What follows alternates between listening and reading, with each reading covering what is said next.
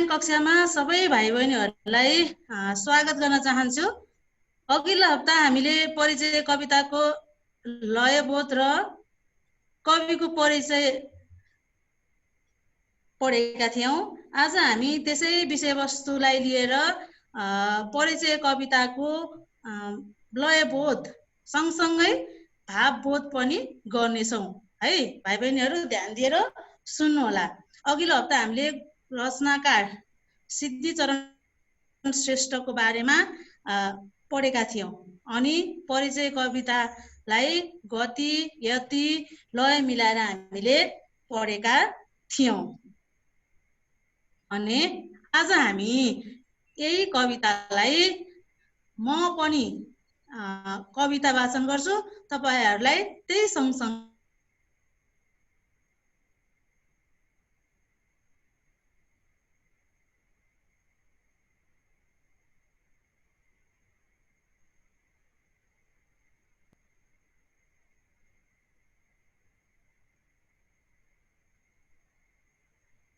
के भयो म्याम?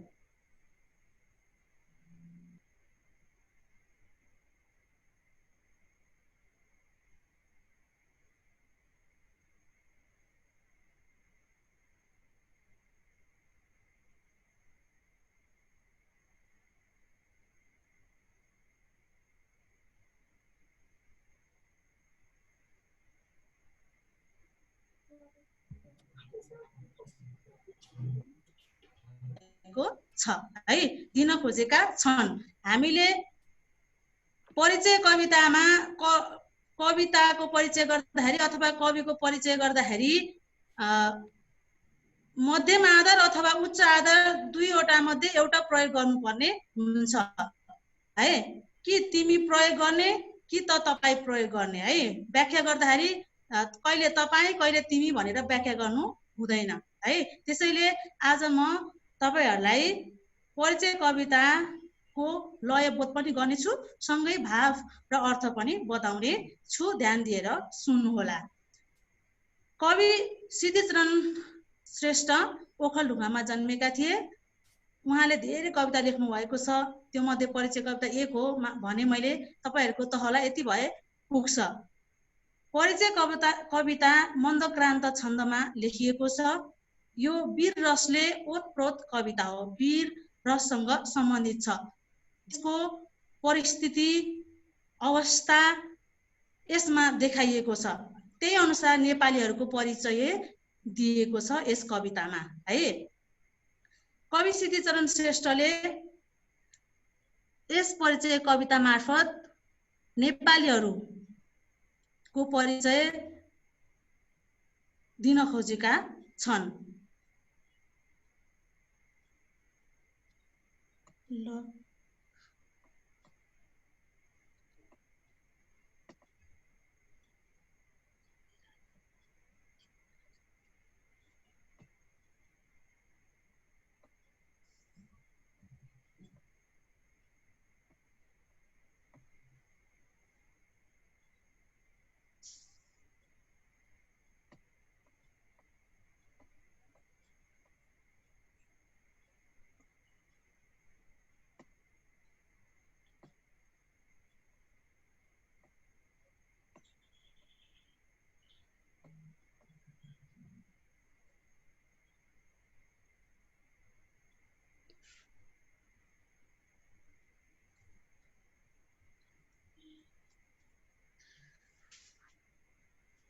कवि सिद्धिचरण श्रेष्ठले नेपालीहरूको परिचय दिन खोजेका छन् है। अब भने म परिचय कविताको वाचनसँगै अर्थ बताउन चाहदैछु। पहिलो श्लोकमा रहेको छ, नेपाली हुँ कठिन गिरीमा चढ्नलाई सिपालु, बैरी नै होस् तर छु बहुतै दिनमाथि दयालु, तातो रातो रगत रिपुको पिउन हरदम तयार, मेरो मेरो प्रिय खुकुरियो हेर भई होसियार भनेर चाहिँ यसरी कविले परिचय कविताको पहिलो श्लोकमा भनेका छन्। पहिलो श्लोकमा रचनाकार यो कवि सिद्धिचरण श्रेष्ठले नेपालीहरू कठिन गिरीमा चाहिँ चढ्न सिपालु हुन्छन्, उनीहरू जस्तो सुकै ठाउँमा पनि जान तयार हुन्छन् भनेर बताएका छन्। त्यस्तै बैरी नै भए पनि दिनमाथि अथवा दिन दुखी गरिब माथि नेपालीहरू चाहिँ दया देखाउन तयार छन् भनेर चाहिँ भन्नुभएको छ अथवा भनेका छन् है। नेपालीहरू शत्रुको प्रतिकार गर्न सधैँ तयार हुन्छन् भनेर पनि कवि सिद्धिचरण श्रेष्ठले भनेका छन्। यस पहिलो श्लोकमा कवि सिद्धिचरण श्रेष्ठले नेपालीहरू हरेक कुरामा सिपालु हुन्छन्, शत्रु भए पनि दुखी प्रति एकदमै दयालु हुन्छन् भनेर चाहिँ चिनाएका छन्।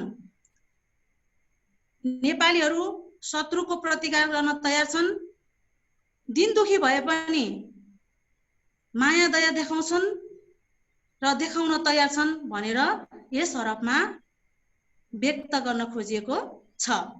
त्यस्तै आफ्नो खुकुरी देखाएर शत्रुहरूलाई सधैँ तर्साउनको लागि पनि उनीहरू तयार छन् भनेर कवि सिद्धिचरण श्रेष्ठले यस हरफमा बताएका छन् है। त्यस्तै यो त भयो पहिलो श्लोकमा व्यक्त भएका कुराहरू। त्यस्तै अब दोस्रो श्लोकको बारेमा म भन्न जाँदैछु। यसलाई पनि वाचन गरेर सुनाउने छु। पहिला शिक्षा मेरो जगतभरको गर्नु रक्षा सदैव, यसलाई म वाचन गर्छु। शिक्षा मेरो जगतभरको गर्नु रक्षा सदैव, दीक्षा यही हो परहित गरौँ आखिर श्वाससम्म, ज्वाला दनकोस दन दन जहाँ मृत्यु ल्याइ पुगेको, अत्याचारी यदि छ त कहीँ माथा नै ताक्छु त्यसको, अत्याचारी यदि छ त कहीँ माथा नै ताक्छु त्यसको भनेर चाहिँ कवि सिद्धिचरण श्रेष्ठले आफ्नो कविता मार्फत यसरी भनेका छन्। अब यसलाई व्याख्या गर्दाखेरि यस दोस्रो श्लोकमा कवि सिद्धिचरण श्रेष्ठले शिक्षा र दीक्षाको कुरा गरेका छन्। कविका विचारमा संसारका सबैको सधैँ रक्षा गर्नु चाहिँ के हो भन्दाखेरि शिक्षा हो भने अन्तिम श्वाससम्म अरूको परहित गर्नु, अरूको भलाइ गर्नु, अरूको सहयोग गर्नु चाहिँ के हो भने दीक्षा हो भनेर चाहिँ भनेका छन् है। त्यस्तै कवि सिद्धिचरण श्रेष्ठले मृत्यु अगाडि आए पनि, ज्वाला दन्के पनि शत्रुलाई परास्त गर्नको लागि आफ्नो ज्यान दिन पनि तयार छन् नेपालीहरू भनेर व्यक्त गरेका छन् यस हरफमा है। कविले मृत्यु अगाडि आएर दन दन जला दन्काए पनि नेपालीहरू अत्याचारी देशद्रोहीलाई मात ताक्न तयार छन् भनेर चाहिँ यस हरफमा व्यक्त गरेका छन्। अब अर्को श्लोक अथवा तेस्रो श्लोकमा है, ड्याङ ड्याङ डुङ डुङ गरी प्रलयको मेघ माला बजाई, कालो निलो गगन भोरको दैते आकार ल्याई, रोकुन बाटो रिपुहरू मिली केही सङ्कोच मान्न, आत्मा मेरो अमर छ बुझ्यौ अस्त कहिले म हुन्न भनेर चाहिँ कविले यसरी आफ्नो कवितामा भनेका छन्। अब यसलाई भावबाट प्रश्न पार्दाखेरि नेपालीहरू शत्रुको प्रतिकार गर्न सधैँ नै तयार छन् है। शत्रुको प्रतिकार र अमर आत्माको कुरा गरिएको छ तेस्रो श्लोकमा। दैत्य आकारका शत्रुहरू आफ्ना अगाडि आए पनि नेपालीहरू सङ्कोच नमानिकन आफ्नो देशलाई रक्षा गर्न सधैँ हरदम तयार हुन्छन्। नेपाली आत्मा अमर, उनीहरूको आत्मा कहिले अस्त हुँदैन। यो कुरा चाहिँ शत्रुहरूले बुझ्नुपर्छ भनेर चाहिँ कवि सिद्धिचरण श्रेष्ठले तेस्रो श्लोकमा व्यक्त गरेका छन्। जस्तोसुकै अवस्थामा पनि आफ्नो देशलाई बचाउन, आफ्नो देशको सुरक्षा गर्नको लागि कवि सिद्धिचरण श्रेष्ठले यस रममा व्यक्त गरेका छन्। त्यस्तै चौथो श्लोकमा रहेको छ, गोली लागि पटपट फुटोस् देहको अङ्ग अङ्ग, छाला टाङ्गी बदन सब होस् मासुको मात्र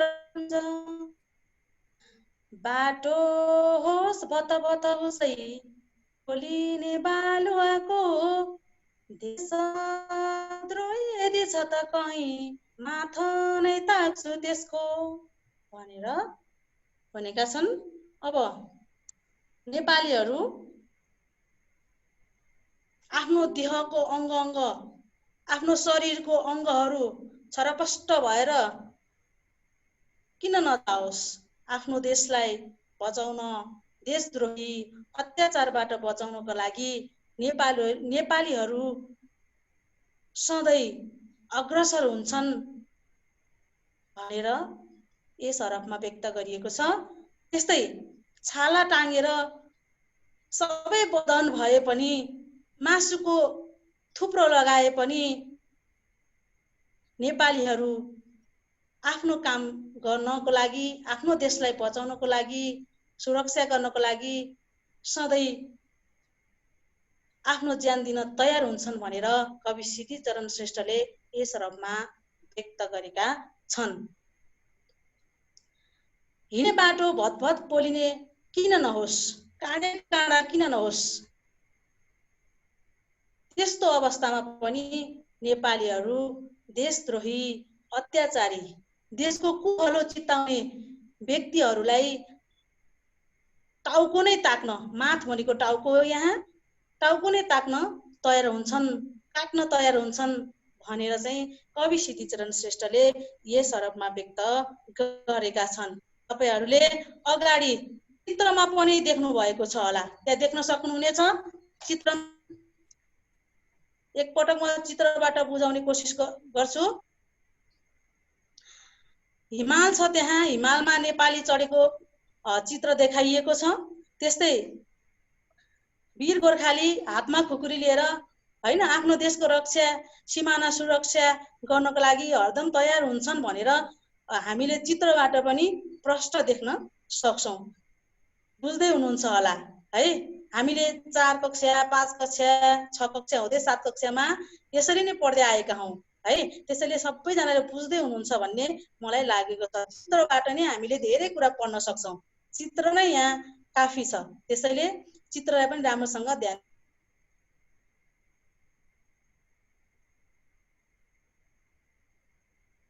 चित्रबाट धेरै कुराहरू हामी पढ्न सक्छौं है। यो त भयो चित्रको कुरा, योबाट पनि हामीले धेरै शिक्षा लिन सक्छौं भनेर चाहिँ मैले तपाईहरुलाई चित्रबाट प्रश्न गरेको मात्र हुँ है। अब हामी 5औं श्लोकतिर जाँदै छौं। हाँसी हाँसी हाँसी विपुल दुःखको गर्तमा फाल हाली, कालै आओस् त पनि खुसीको हर्ष गाना सुनाए, भन्ने छुकेको डर मरणको एक बाजी सबैले, मर्नै पर्ने बुझी प्रकृतिको ऐन हो देह फेर्ने भनेर यस हरफमा कविले भनेका छन्।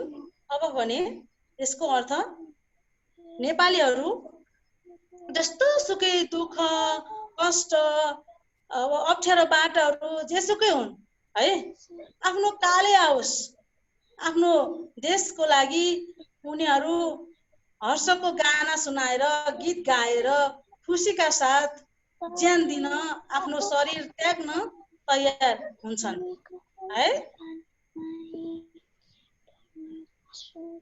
मर्नदेखि नेपालीहरू डराउँदैनन्। आफ्नो देशको लागि उनीहरू एकदमै लागि परेका हुन्छन् है। मर्नु भनेको एकपटक सबैले मर्नुपर्छ। मरे पनि राम्रो काम गरेर मर्यौं भने सबैले चिन्छन् भन्ने कुराहरू यसमा व्यक्त गरिएको छ। दुःख खुसी र मृत्युको कुरा कविले यस हरफमा गरेका छन्। नेपालीहरू हाँसी हाँसी दुःख सहन्छन्, जस्तो सुकै परिस्थितिलाई पनि सहन्छन्। काललाई हर्षको गाना सुनाउन सक्छन् भनेर पनि व्यक्त गरेका छन्। मर्नु भनेको चाहिँ हामी देह फेर्नु हो है। यो चाहिँ प्रकृतिको नियम हो। जन्मेपछि सबै मर्नुपर्छ, सबैजना मर्नुपर्छ, यो सबैलाई थाहा भएकै कुरा हो। यो नियम हामी सबैले मान्नुपर्छ। मृत्युदेखि कोही डराउनु हुँदैन भनेर कविले यस हरफमा व्यक्त गरेका छन्। आफ्नो देश राष्ट्रलाई हरेक क्षेत्र अथवा हरेक कोणबाट जोगाउनका लागि एउटा नेपालीले धेरै कुराहरू गर्न सक्छन् भनेर नेपालीहरूको विशेषता यस परिचय कविता मार्फत कविले दिन खोजेका छन् है। यो त 5वटा श्लोकको मैले केही भावार्थहरू व्यक्त गरे। तिमीहरूलाई कुनै गाह्रो लागेका शब्दहरू छन् भने एकपटक म शब्दार्थतिर देखाउँछु, म भन्छु, अनि फेरि एकपटक म यसलाई पुरै पहिलोदेखि 5औं श्लोकसम्म भाव भन्छु अनि माइक अन गर्न भन्छ है। गिरी पहाड पर्वत, बैरी भनेको शत्रु हो, दिन भनेको दुखी गरिब, रिपु भनेको शत्रु। अघि कवितामा आएको थियो, रिपु भनेको चाहिँ शत्रु हो है। भनेको सधैँ हो, जगत भनेको संसार हो, शिक्षालाई उपयोग गर्न गुरुबाट प्राप्त भएको उपदेश। हामीले पढेका कुराहरू अरूलाई पनि गर्नु भनेको त्यो अरूलाई पनि दिनु हो कि त्यो। अब मैले पढाएको कुराहरू तिमीहरूले अरू कसैलाई पनि सिकायो भने त्यो दीक्षा हो है। त्यो पाएको शिक्षा चाहिँ अरूलाई चाहिँ बाँड्नु है। परहित अर्काको भलाइ, ज्वाला आगोको लपको, माथ भनेको शिर टाउको, प्रलय सर्वनाश संहार, मेघमाला बादलको मुस्लो है। बादल धेरै लागेको बेलामा देखेका छौ होला हैन। गगन भनेको आकाश, दैत्य आकार राक्षसी आकार, संकोच अप्ठ्यारो, हिचकिचाहट, अमर कहिले नमर्ने, अस्ताउने काम, विलय हुने काम। यह शरीर पुञ्ज थुप्रो रास। अघि हाम्रो मासुको थुप्रो पुञ्ज भनेको थियो नि, त्यो चाहिँ थुप्रो रास हो है। देशद्रोही भनेको देशको अहित हुने काम गर्ने है। विपुल भनेको ठुलो धेरै प्रशस्त, गर्त खाडल, ऐन नियम विधान है। अब एकपटक तिमीहरूले सुन्नुपर्ने हुन्छ। एकपटक म अझै यसलाई विस्तृत रूपमा भाव अथवा अर्थबाट प्रस्ताउन जाँदैछु है। कसरी भन्दाखेरि कवि सिद्धिचरण श्रेष्ठले परिचय कविता मार्फत नेपालीहरूको विशेषताहरू चिनाउन खोजेका छन्। नेपालीहरू कठिन गिरीमा चन्न सिपालु हुन्छन् है। राम्रा राम्रा काम गर्न हिमाल पहाड सबै ठाउँमा चन्न सिपालु हुन्छन् भनेर भनेका छन् है। नेपालीहरू बैरी भनेको के हो? शत्रु नै होस् हैन। बैरी होस्, शत्रु नै होस्, दिन दुखै नै होस्, यिनीहरूलाई सहयोग गर्न तयार छन्। तर यिनीहरूले देशद्रोही गर्छन् भने चाहिँ पछि हट्दैनन् है। यिनीहरूलाई पनि माफ ताक्नको लागि अगाडि बढ्छन् भनेर भनेका छन्। अनि रिपुको शत्रुहरूको चाहिँ रगत पिउन किन नपरोस्, आफ्नो सीमाना सुरक्षाको लागि देशको गर्नको लागि उनीहरू सधैँ तयार हुन्छन् भनेर चाहिँ यसरी नेपालीहरूको परिचय दिन खोजेका छन् है। त्यस्तै आफ्नो खुकुरी जहिले तयार राखेर हिँड्छन् नेपालीहरू भनेर पनि व्यक्त गरिएको छ। त्यस्तै शिक्षा र दीक्षाको कुरा गरिएको छ। शिक्षाले चाहिँ जगतभरको रक्षा गर्छ भने दीक्षाले चाहिँ अरूको परहित अन्तिम श्वाससम्म चाहिँ परहित गर्ने काम गर्छ भनेर भनिएको छ है। त्यस्तै जलादनको आफ्नो मृत्यु नै आओस्, आफ्नो देश राष्ट्रलाई जोगाउनको लागि नेपालीहरू हरदम सधैँ तयार छन्। अत्याचारीहरूलाई तह लगाउन, सखा पार्नको लागि नेपालीहरू जहिले पनि तयार हुन्छन् भनेर पनि कवि श्रेष्ठले बताएका छन्। त्यस्तै प्रलयको मेघमाला बजाई ड्याङ ड्याङ डुङडुङ जे गरे पनि है, अब हावाहुरी बतास जे आए पनि, दैत्य आकार ल्याए पनि, जे ल्याए पनि, जस्तो अवस्थामा जस्तो सुकै बाटो कठिन परिस्थिति भए पनि नेपालीहरू आफ्नो देश राष्ट्रलाई बचाउनको लागि जहिले पनि तयार हुन्छन् भनेर भनेका छन्। शत्रुहरूले बाटो रोकुन्, उनीहरूले हरेक कुराहरूमा छेकुन्, कुनै सङ्कोच नमानिकन होइन, मर्नु भनेको देह फेर्नु हो होइन, एक दिन सबैले मर्नुपर्छ, राम्रो काम गरेर मर्नुपर्छ भन्ने कुरा पनि कवि श्रेष्ठले बताएका छन्। नेपालीहरू यस्ता छन् कि उनीहरूको आत्मा चाहिँ अमर छन् भनेर चाहिँ बताएका छन् है।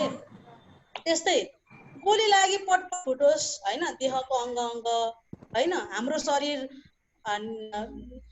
को अङ्गहरू एउटा हात एकातिर, खुट्टा एकातिर, टाउको एकातिर शत्रुले गर्दै पनि आफ्नो देशको लागि चाहिँ हामी मरि मेट्छौँ, नेपालीहरू मरि मेट्छन् भनेर चाहिँ कवि श्रेष्ठले व्यक्त गरेका छन् है। त्यस्तै अब छाला टाँगे पनि, मासुको थुप्रो एकातिर पारिदिए पनि होइन, बाटो हिँड्ने बाटो काँडा जस्तै भए पनि, जे भए पनि हामी नेपालीहरू आफ्नो देशको लागि मरिमेट्छौँ। उदाहरणको लागि भर्खरै तिमीहरूले सुनेका छौ होला, हाम्रो लिपुले काला पानीहरू चाहिँ छिमेकी राष्ट्रले हडप्न खोज्दाखेरि हामी नेपालीहरू सडकमा तातिएको कुराहरू पनि तिमीहरूलाई चाहिँ अवगतै छ होला है। धेरै भएको छैन, यो फेसबुकतिर अथवा सामाजिक सञ्जालतिर यो धेरै आएको थियो। सबै भाइ बहिनीहरूले थाहा पाएकै कुरा हो जस्तो लाग्छ हो। आफ्नो देशको सुरक्षाको लागि नेपालीहरू कतिसम्म गर्न सक्छन् भन्ने कुराहरू त्यहाँबाट पनि थाहा हुन्छ है। देशद्रोही, अत्याचारी, भ्रष्टाचार गर्नेहरूलाई सडकबाट भए पनि नेपालीहरूले सचेत गराउँछन् भन्ने कुराहरू यस कविता पढेर थाहा पाइन्छ है। त्यस्तै हाँसी हाँसी विपुलको दुःखको गर्तमा फाला हाली भनेको छ। जस्तो सुकै दुःख आओस् होइन, जस्तो सुकै परिस्थिति आओस् होइन, हामी चाहिँ नेपालीहरू आफ्नो देशको लागि मर्न तयार हुन्छौँ भनेर चाहिँ कविले व्यक्त गरेका छन्। हर्षको गाना सुनाई मर्नदेखि नडराई होइन, मर्नु सबैले पर्छ एक दिन, राम्रो काम गरेर मरौँ भन्ने विचारको हुन्छन् नेपालीहरू भनेर चाहिँ कवि श्रेष्ठले व्यक्त गरेका छन्। मर्नै परे पनि यो प्रकृतिको नियम हो, सबैले मर्नुपर्छ जन्मेपछि। यहाँ को बाँचेको छ र है, युग युगसम्म बाँचेको छैन नि। युग युग बाँच्नको लागि के गर्नुपर्छ? राम्रो काम गर्नुपर्छ। जस्तै सिद्धिचरण श्रेष्ठले धेरै कृतिहरू लेखेर अजर अमर हुनुभएको छ होइन हो। त्यस्तै अनि कसैले देशको लागि राम्रो काम गरेर अजर अमर भएका छन्। त्यस्तो काम गरेर अजर अमर हुने हो है भनेर चाहिँ कवि श्रेष्ठले चाहिँ यस परिचय कवितामा व्यक्त गरेका छन्। सबैजनाले एकपटक माइक अन गर्नु त गर त सबैजनाले, अनि नजानेको कुरा हामी यहीँबाट गर्छौँ है।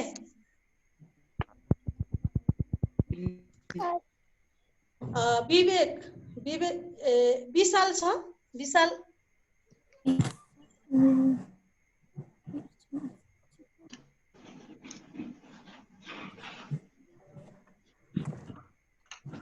छैन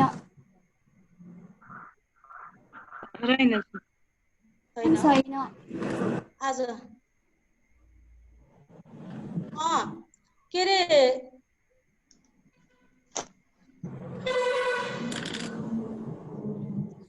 म हेर्छु यहाँ। दीक्षा, नेहा, विवेक दिवेक हजुर हजुर मेरो आवाज सुन्दैछौ? सुन्दैछु। ल म अब केही प्रश्न सोध्छु अनि कतिको बुझ्यो? बुझ्यो। बुझ्यो? त्यसो भएदेखि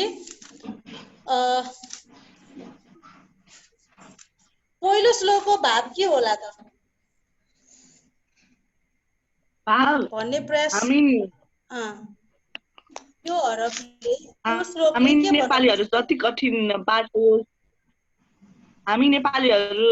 कठिन बाटो गिरी जे भए पनि चढ्नलाई एकदमै सिपालु छौँ। अनि त्यसपछि बैरी नै भए पनि हामी एकदमै दयालु छौँ।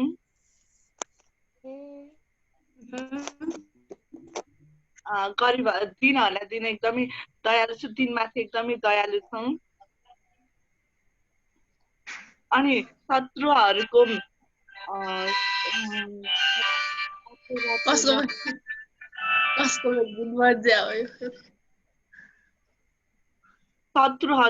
शत्रुहरूको नाश गर्न नै एकदमै तयार छौँ हामी नेपालीहरू।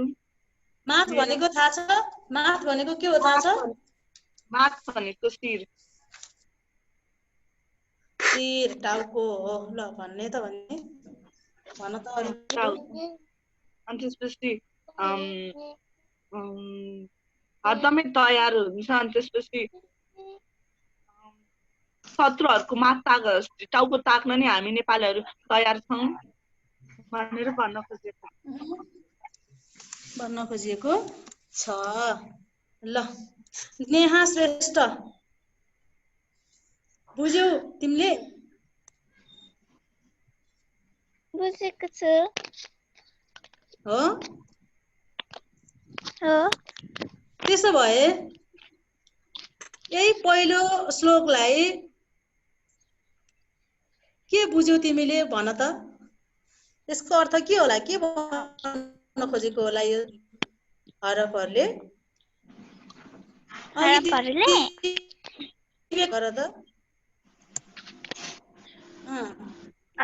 हजुर समय सकिन लागेको छ। छिटो छिटो भन त।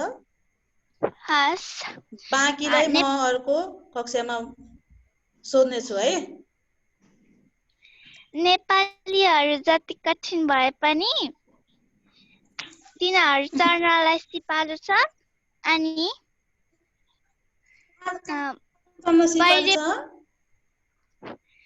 हजुर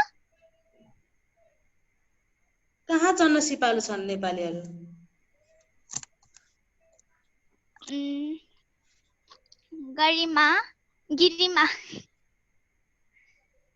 गिरीमा हो। पहाड चढ्न सिपालु छन्।